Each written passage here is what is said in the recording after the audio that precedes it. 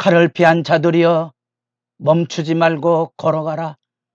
먼 곳에서 여호와를 생각하며 예루살렘을 너희 마음에 두라. 새벽 이슬 같은 생명을 복되게 일구어가는 새벽의 기도자 여러분, 주님의 은총으로 하루를 여는 아름다움을 주의 말씀 앞에 날마다 풍성하게 누리며 살아갈 수 있기를 바랍니다. 오늘 우리가 읽어갈 하나님의 말씀은 예레미야 51장 45절에서 53절까지의 말씀으로서 바벨론 심판을 통한 하나님의 경종의 말씀 중에 지금 이 단락을 읽어가고 있습니다. 바벨론의 심판이 있을 거라. 심판 앞에 자기 백성의 회복이 있을 거고, 그 분명한 하나님의 심판의 열심은 하나님의 백성을 짓밟고 성전을 파괴하고 조롱했던 죄가에 대한 징벌이라는 사실을 우리가 지금 읽어가고 있는 겁니다. 이렇게 동일한 주제를 세 번에 걸쳐서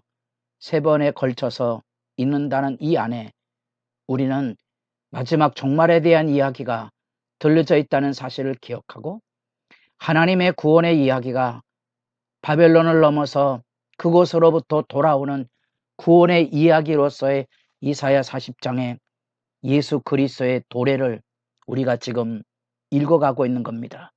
그렇게 말씀의 흐름을 가지고 이런 심판의 말씀을 읽으며 하나님의 말씀에 친밀해지고 그 말씀의 지혜가 풍성해지기를 바랄 뿐입니다. 이 바벨론의 심판이 쏟아질 때 반복되는 세 번의 이야기들 중에 나의 백성아 거기서 나오라. 그 심판의 불바다가 쏟아질 때 마치 소돔과 고모라처럼 하나님의 심판이 쏟아져 부을 때 그곳에서 도망하고 피하고 하나님의 진노로부터 그의 발길을 돌릴 것을 가르치고 있는 거죠. 마지막 하나님의 심판에 대한 경건한 두려움과 더불어 세상의 심판의 자리, 악의 자리로부터 일어나 믿음으로 일어나야 하고 하나님 백성으로 깨끗하게 살아야 될 하나님의 부름을 새삼 돌아보게 하는 부분입니다. 이 백성이 피하고 도망해야 되는 이유가 있다면 흉한 소문들이 돌기 시작하고, 실제로 바벨론 역사 앞에 강대한 느부갓네살의 왕권이 무너지게 되자 이후에 왕위 계승으로 인하여 치고받는 정치적인 불안이 그들 속에 이루어지게 되고, 그 혼란과 이런 두려움들은 마침내 페르시아와 메대 연합군이 침공에 들어올 때까지 정신을 못 차리고 살아가는 바벨론의 운명이 그곳에 그려져 있는 겁니다. 하나님의 백성들은 언제나 하나님의 말씀의 부름을 통하여 이 세상의 죄악의 자리, 욕망의 자리, 탐닉의 자리에서 일어나 깨어 있어야 될 하나님의 백성의 부르심을 듣게 하고 있고, 어쩌면 계시록 18장과 같이 읽으면 이 말씀이 지금 우리를 향하여 깨어 있어 세상에 타협하지 말고 믿음의 정결을 지키는 일에 대한 새로운 하나님의 부름을 우리가 새삼 돌아보게 되는 거지요. 여호와의 날이 이를 것입니다. 심판이 날이 이를 것이고요.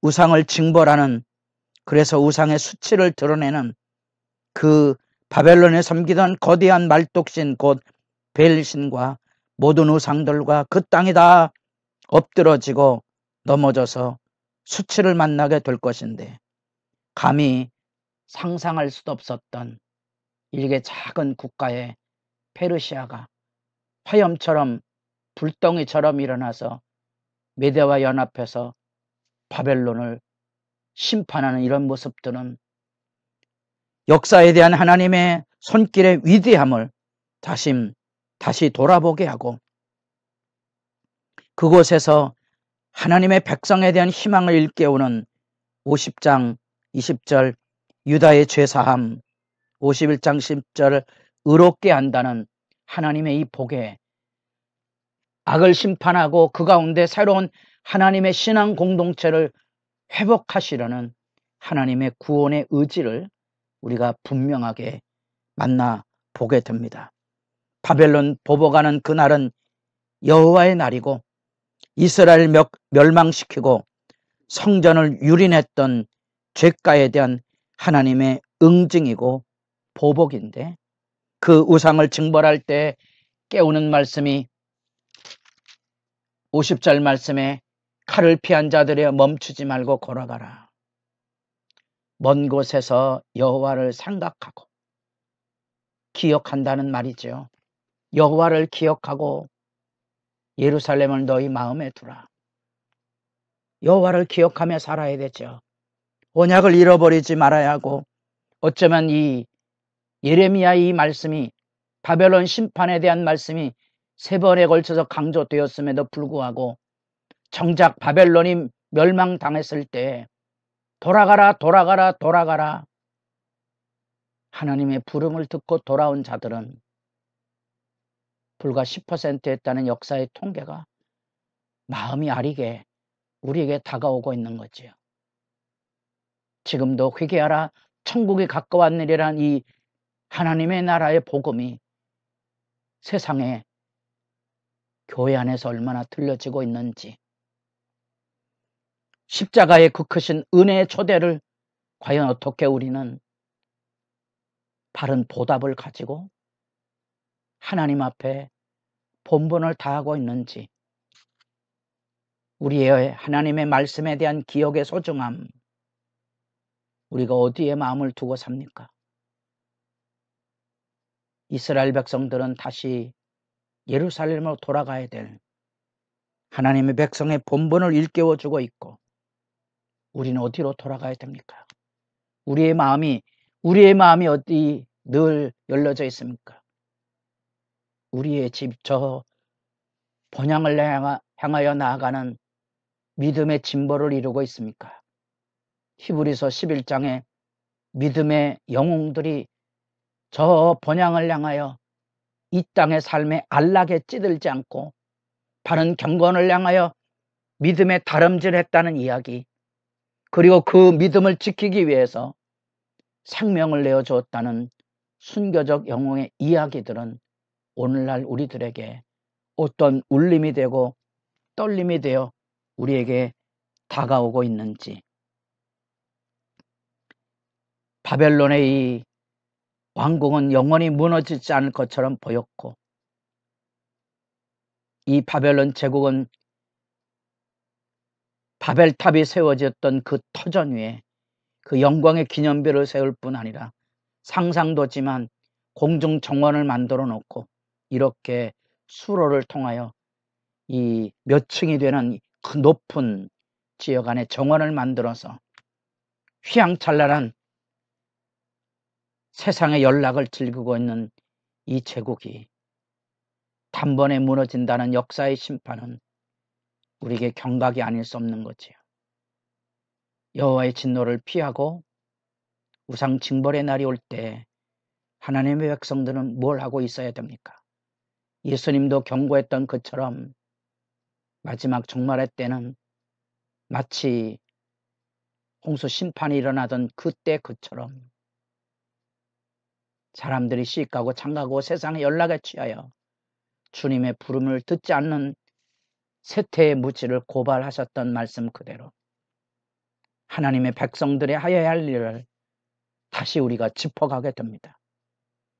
언약을 파기했던 하나님의 백성, 내 백성이 여호와의 진노를 통하여 다시 하나님과의 맺은 언약을 기억해야 하고 내 주와 맺은 언약을 따라 주님 앞에 나아가게 힘써야 될 뿐만 아니라 너희 마음을 어디에 두고 있느냐? 땅의 보물이 아닌 하늘의 보화에 우리의 마음이 열려져 있어야 믿음의 길로 나아갈 수 있지 않겠습니까? 이 반복되는 하나님의 심판 앞에 하나님의 백성의 본분을 다시 돌아보게 됩니다. 칼을 피한 자들이여 멈추지 말고 걸어가라. 먼 곳에서 여호와를 생각하며 예루살렘을 너희 마음에 두라. 하나님의 심판을 통하여 새로운 사명을 일깨우고는 이 장엄한 증언의 이야기는 이제 바벨론이 멸망하던 날 고레스 칙령으로 구약의 역사가 끝납니다.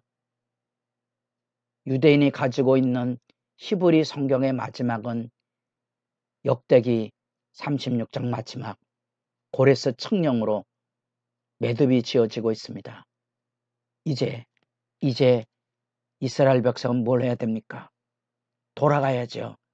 마음을 어디에 두어야 된다고요? 예루살렘.